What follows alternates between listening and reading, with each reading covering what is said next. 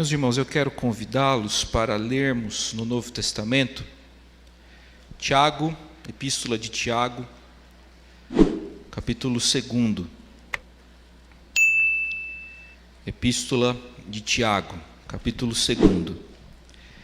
Temos conversado sobre Tiago, temos conversado também sobre Davi. Faz tempo que a gente não fala sobre Davi, mas ainda há bastante coisa a ser dita a respeito dessa história tão encantadora.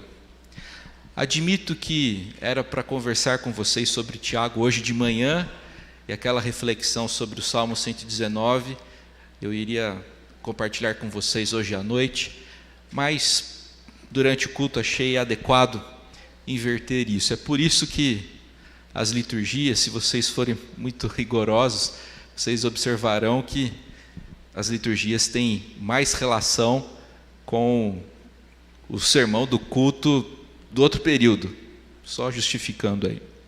Tiago capítulo 2, leremos os primeiros 13 versos. Meus irmãos, olha que elegância, Tiago vai exortar duramente seus leitores, mas ainda assim os chama de meus irmãos. É possível fazer exortações e repreensões com educação, em amor. Tiago faz isso.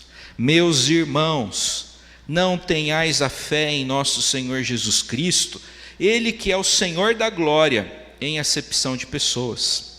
Se, portanto, entrar na vossa sinagoga algum homem com anéis de ouro nos dedos, em trajos de luxo, e entrar também algum pobre andrajoso, e tratardes com deferência o que tem os trajos de luxo, e lhe disserdes, tu, assenta-te aqui em lugar de honra, e disserdes ao pobre, tu, fica ali em pé, ou assenta-te aqui abaixo do estrado dos meus pés.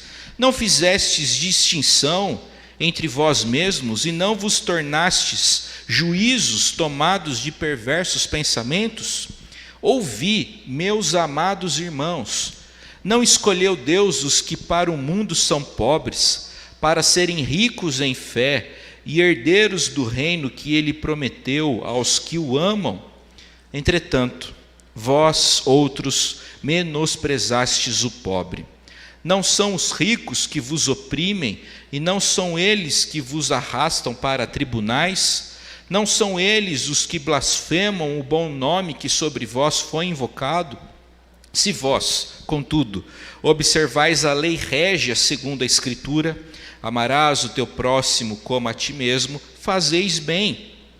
Se, todavia, fazeis acepção de pessoas, cometeis pecado, sendo arguidos pela lei como transgressores. Pois qualquer que guarda toda a lei, mas tropeça em um só ponto, se torna culpado de todos. Porquanto aquele que disse, não adulterarás, também ordenou, não matarás. Ora, se não adulteras, porém matas, vens a ser transgressor da lei. Falai de tal maneira e de tal maneira procedei, como aqueles que hão de ser julgados pela lei da liberdade. Porque o juízo é sem misericórdia para com aquele que não usou de misericórdia. A misericórdia triunfa sobre o juízo. De acordo com o verso 1 do capítulo 1, a carta foi escrita por Tiago, servo de Deus e de Jesus Cristo.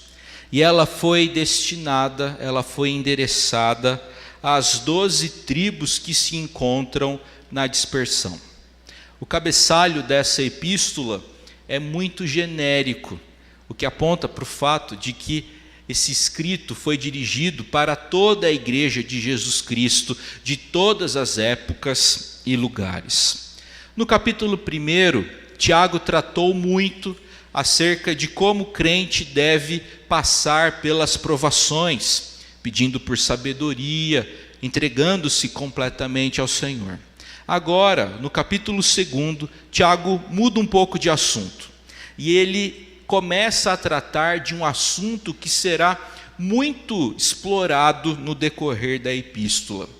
Tiago trata aqui nesses versos a respeito do cuidado com o pobre, e ele trata também sobre a completa incompatibilidade com o Evangelho no que diz respeito ao favoritismo e à acepção de pessoas. Esse tipo de comportamento preconceituoso, excludente, é, no entendimento de Tiago, incompatível com os princípios do Evangelho de Jesus. Essa passagem nos ensina oportunas e preciosas lições, e eu queria dividir com vocês algumas delas. A primeira lição que aprendemos aqui: não julgue pela aparência. Não julgue pela aparência. Aprendemos isso nos 4 primeiros versos do capítulo 2. Não julgue pela aparência. Eu tenho certeza de que você já olhou para uma pessoa sem a conhecer direito e antipatizou com ela. Fulano deve ser muito chato. Fulano deve ser muito xarope. E você estabeleceu um conceito antecipado no coração, e quando finalmente você teve oportunidade de dialogar com aquele indivíduo, viu que você estava completamente errado. Você julgou pela aparência, pecou, errou e perdeu a oportunidade de conviver mais com aquela pessoa que é tão interessante. Então, não julgue pela aparência. Tiago começa a tratar do assunto afirmando no verso 1: meus irmãos, não tenhais a fé em nosso Senhor Jesus Cristo, Senhor da glória, em acepção de pessoas. Tiago chama Jesus do quê? Senhor da glória. Jesus é o Senhor da glória. De modo que, na comparação com Jesus, as riquezas humanas são reduzidas a nada. E isso que no relacionamento com o Senhor agora é coisa de pequena importância, não deve promover acepção de pessoas. No capítulo 10 do livro de Atos dos Apóstolos, encontramos a visita que Pedro fez ao Cornélio, ou melhor, a visita que Pedro fez ao centurião chamado Cornélio, na cidade de Cesareia. Cornélio era um gentil, um não-judeu. Cornélio não tinha ascendência hebraica, ele não tinha antepassados judeus, porém ele era, de acordo com o versículo 2 do capítulo 10, piedoso e temente a Deus com toda a sua casa.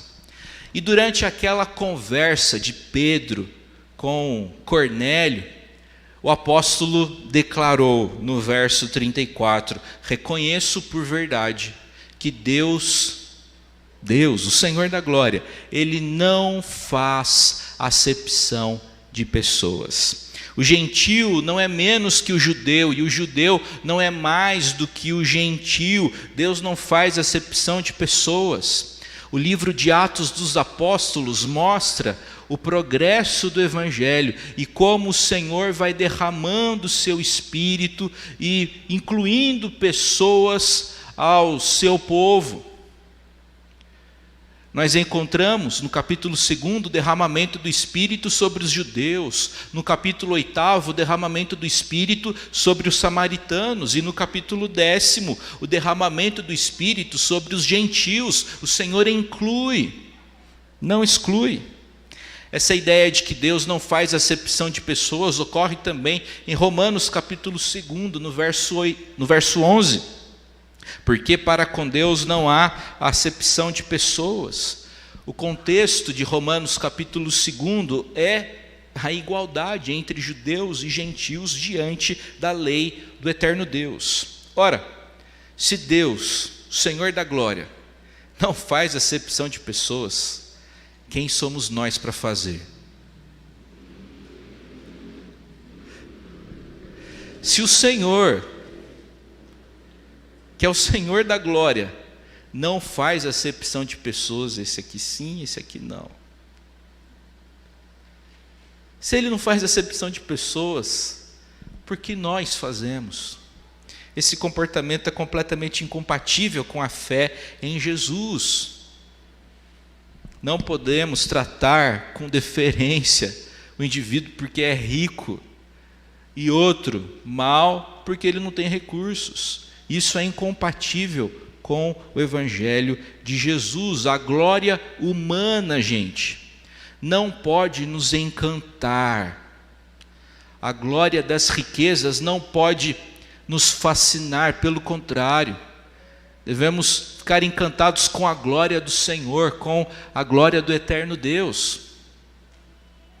João Calvino chegou a fazer a seguinte observação: tão grande é a glória de Cristo que facilmente extingue todas as glórias do mundo.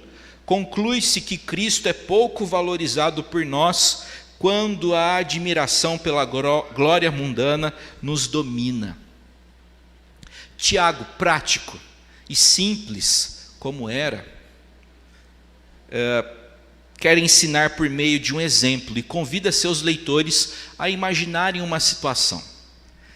E ele propõe a seguinte situação: imagine dois homens entrando na sinagoga. Um é muito rico, tem anéis de ouro, suas roupas são luxuosas. Outro, Tiago descreve como pobre e andrajoso, um indivíduo com roupas velhas e sujas. Imagine esses dois homens entrando na sinagoga. O rico se veste bem porque tem dinheiro, o pobre se veste mal porque não pode se vestir melhor. Tiago prossegue na sua ilustração, supondo que a comunidade, enganada pelas aparências, motivada pelas aparências, movida pelas aparências, trata os dois homens de forma diferente. Na ilustração de Tiago, o homem bem vestido e cheirosinho foi tratado com deferência. A vida dele, que já era fácil, cá entre nós, quem tem mais grana tem vida mais fácil, não é? A gente não precisa omitir essa verdade. Então aquele cara que já tinha vida mais fácil é tratado com mais facilidade, é tratado com mais cuidado. Ele foi colocado em um bom lugar, perto do pregador. Ali tem a temperatura adequada, ali a cadeira é mais fofinha, ele é conduzido bem na frente da igreja, diante de toda a congregação. Já o pobre é deixado lá atrás, e quando muito, se diz para ele aquilo que está no verso 3: assenta-te aqui debaixo do estrado dos meus pés. Favoritismo, preconceito, pecado. A distinção foi feita de forma pecaminosa, de forma injusta, e aquelas pessoas reunidas solenemente para o culto, aquelas pessoas aparentemente e supostamente religiosas, na verdade se transformaram, de acordo com o 4º verso, em juízes tomados de perversos pensamentos. Quando se comete a acepção de pessoas, quando a gente simpatiza mais com um e evita o outro, esse tipo de comportamento feio, Tiago chama esse indivíduo, essa pessoa, de um juiz tomado de perverso pensamento. Aqueles indivíduos se transformaram nesses juízes perversos, pois decidiram com base em uma referência corrompida à aparência das pessoas. Não julgue pela aparência. No Antigo Testamento nós encontramos uma história fascinante. Em 1 Samuel 16 encontramos a história do profeta Samuel sendo enviado para Belém, a fim de ungir aquele que seria o novo rei de Israel e que iria suceder Saul. O detalhe é que Saul ainda era rei e não desejava perder o poder. No afã de cumprir a sua missão, Samuel foi para a casa de Jessé e lá se deparou com o primogênito de Jessé, chamado Eliabe. O homem era de boa aparência, era jovem, devia ser muito forte, muito saudável, muito viril. E o profeta, olhando para Eliabe, disse, verso 6: certamente está perante o Senhor o seu ungido. O experiente profeta se impressionou com Eliabe e no seu conceito antecipado entendeu que Deus havia escolhido Eliabe para ser o novo rei de Israel. Diante do julgamento equivocado de Samuel, o Deus que conhece a nossa palavra, antes dela chegar à língua, fala com o seu servo dizendo, 1 Samuel 16, verso 7, Samuel, não atentes para a sua aparência, nem para a sua altura, porque o rejeitei. Porque o Senhor não vê como vê o homem. O homem vê o exterior, porém o Senhor vê o que mesmo? O coração. O homem vê o exterior, o Senhor vê o coração. Jessé vai apresentando cada um dos seus filhos. Aminadab, Samá e os outros 5. E a resposta do profeta para todos que eram apresentados para ele era a mesma: o Senhor não escolheu esses. E aí o profeta Samuel interroga Jessé com uma pergunta misturada com denúncia: acabaram-se os teus filhos? Esmagado pela pressão, Jessé precisa revelar aquele a quem quis ocultar. Olha, ainda tem o mais moço que está apacentando as ovelhas. Jessé não chama Davi de filho. Nós vivemos numa cultura onde o caçula é muito valorizado. Mas no mundo antigo, os caçulas eram meio rejeitados. O importante era o primogênito. Então, aparentemente, o texto sugere que Jessé não dava muita bola, muita moral para Davi, mas aquele que não era muito favorecido pelo seu pai terreno era sim querido pelo Pai celestial. Samuel pede para que Davi chegue, para que Davi venha. O caçula chega à casa, Samuel o fita, vê que ele era ruivo, de belos olhos, de boa aparência. Samuel simpatiza com ele, mas não quer cometer o erro que cometeu minutos atrás.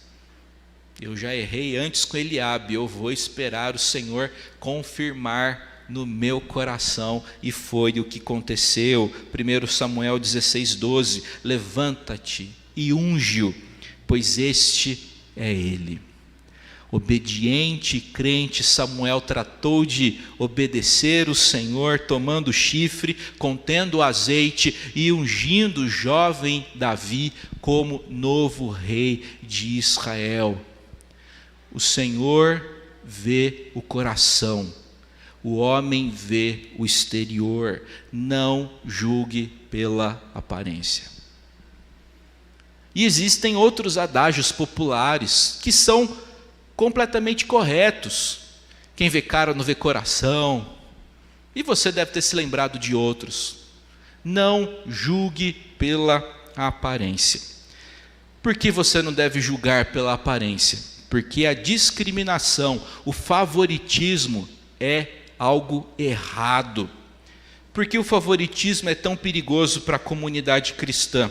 Porque essa atitude é contrária à atitude do Senhor. Por isso, Deus tem seus escolhidos inclusive entre os pobres. Se Deus não se esqueceu dos pobres, se o Senhor quer os pobres bem, como é que a gente vai tratá-los mal?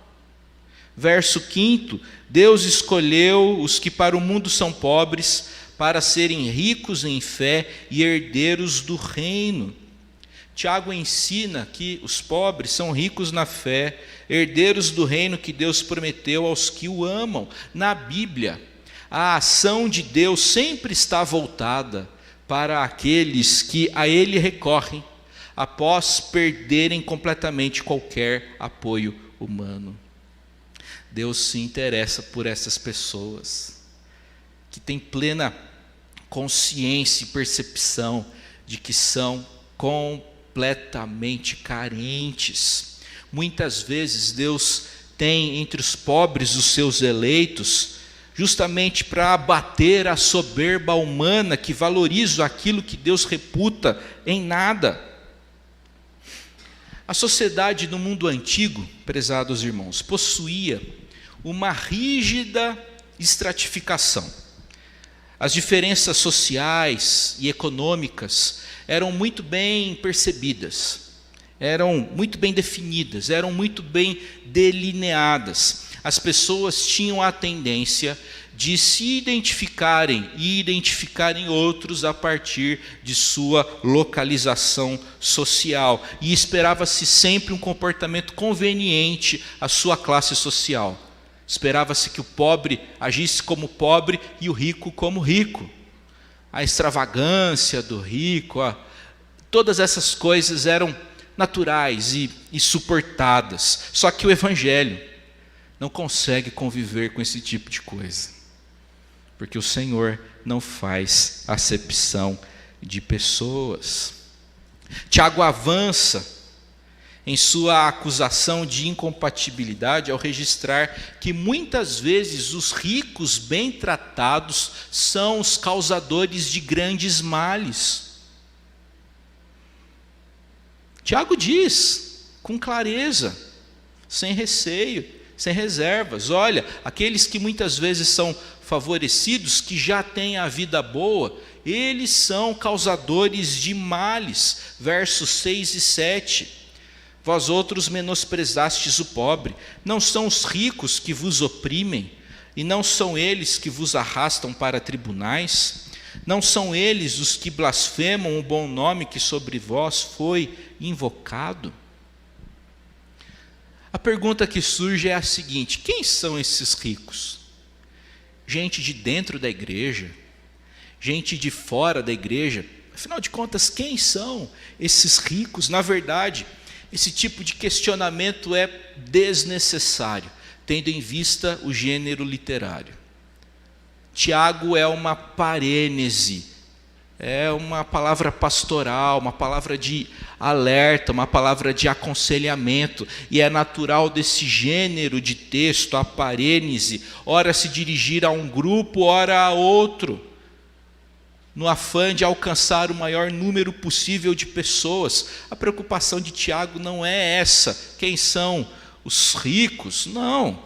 A preocupação dele é a seguinte: na igreja de Jesus não deve haver favoritismo, não devemos rebaixar quem já está embaixo, tampouco podemos ter um comportamento incompatível com a vontade de Deus. Se o eterno Deus se importa com todos, nós não podemos nos importar com alguns.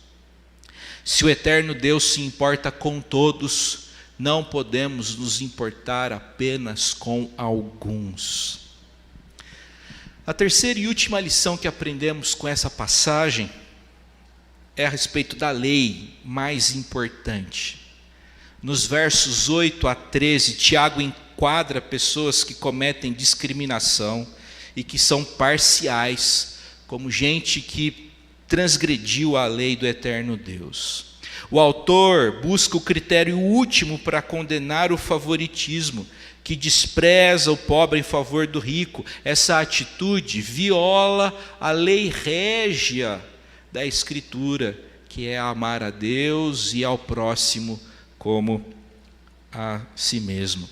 E 2 pontos devem ser observados aqui. Tiago considera a acepção de pessoas não somente como quebra da lei régia de amor ao próximo, mas também como violação do 6º mandamento, que diz o que mesmo? O 6º mandamento: não matarás. Tiago seguramente aprendeu com o seu Senhor a interpretar a lei a partir daquilo que o próprio Jesus Cristo comunicou. Tiago segue a interpretação da lei conforme Jesus, que considerou quebra do 6º mandamento não apenas o assassinato de alguém, mas também o abrigar sentimentos de ódio, falar mal contra o próximo e desprezá-lo. Para Jesus, a gente comete assassinato quando guardamos rancor no coração em relação a alguma pessoa. Eu quero dizer para você que o coração do crente é trono, não é cemitério. O coração do crente é trono de Jesus, e não é cemitério de gente que nós matamos no coração. Não suporto fulano, detesto ciclano, odeio aquele outro. O coração do crente é trono de Jesus e não cemitério de gente que nós matamos no coração. Os leitores judeus, segundo aspecto, provavelmente consideravam cometer adultério algo muito mais grave e ilícito e pecaminoso do que a acepção de pessoas. E, infelizmente, essa compreensão permanece até hoje. Os pecados sexuais são aqueles que escandalizam mais. Uma mentirinha daqui, uma corrupção dali, uma inveja em algum outro canto, isso daí é normal. Mas o pecado sexual, esse é intolerável. Não estou dizendo que devemos tolerá-lo, estou apenas apontando o fato de que todos os pecados são abomináveis e detestáveis aos olhos do Senhor, que é santo. Como ensina o verso 11, se não adulteras, porém matas, no sentido aqui de agir com parcialidade, com favoritismo, com preconceito, com acepção de pessoas, vens a ser transgressor da lei. Mesmo que a lei seja observada integralmente, ao desrespeitar o próximo, a lei de amar o próximo, desrespeita-se a lei completamente. E aí encontramos o verso 10. Pois qualquer que guarda toda a lei, mas tropeça em um só ponto, se torna culpado de todos. Eu gostaria agora de me concentrar e explorar mais essa ideia de que quebrar um ponto da lei configura-se como quebrar toda a lei. E isso aqui me conduz a pensar naquilo que a teologia comumente chama de justificação. Uma das doutrinas mais preciosas da nossa teologia, e que a Escritura ensina claramente, é a justificação. É a ideia, é a declaração bíblica de que aquele que crê em Jesus Cristo é justificado, é declarado justo diante de Deus. Não por conta do que fez, mas por conta do que Jesus Cristo fez em seu lugar. O reformador Martinho Lutero dizia que a doutrina da justificação é o ponto da doutrina que determina se a igreja permanece ou cai. O fato é que ninguém pode ser salvo por mérito pessoal. A lei de Deus exige perfeição, e nada que seja inferior à perfeição agrada a Deus. 99% de pureza para o Senhor é sujeira. O profeta diz que ele é tão puro de olhos que não pode contemplar o mal. Quebrar um ponto da lei implica na quebra de toda a lei. E é por isso que nós precisamos do Evangelho. Maldito todo aquele que não permanece em todas as coisas escritas no livro da lei para praticá-las. A lei tem o poder de mostrar que nós não somos justos, porém ela não pode nos tornar justos. Por irônico que pareça, se pensamos que conseguimos ser justos segundo a lei, deixamos de compreender a ideia principal da lei. A questão da justificação, meus irmãos, focaliza-se no mérito e na graça. Justificação pela fé quer dizer que justificação por obras não é suficiente. Não damos conta de todas as demandas. O único que deu conta foi Jesus. Ele sim observou integralmente a lei de Deus. É por isso que Jesus, para a nossa salvação, em primeiro lugar, viveu por nós. Jesus não apenas morreu por nós. Em primeiro lugar, Jesus viveu por nós. Ele observou integralmente a lei de Deus no meu lugar. A obediência que eu não dou conta, que eu não consigo, Jesus deu. E ele, na condição de segundo Adão, me representou diante do Pai. Jesus viveu por nós. E por ter sido absolutamente perfeito, em virtude do seu comportamento completamente adequado, e que correspondia às expectativas justas e santas do Pai, por conta desse comportamento, Jesus pôde morrer por nós vicariamente. De modo que quando cremos em Cristo, podemos tomar da sua justiça para nós. Meus irmãos, obras são importantes na vida cristã.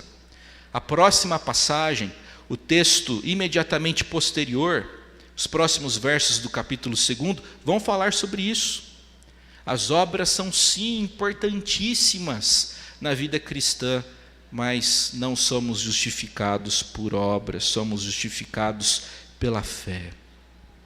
Como bem afirmou o teólogo alemão Dietrich Bonhoeffer, é só no reconhecimento de Cristo como Senhor e cumpridor da lei que reside o verdadeiro conhecimento da lei.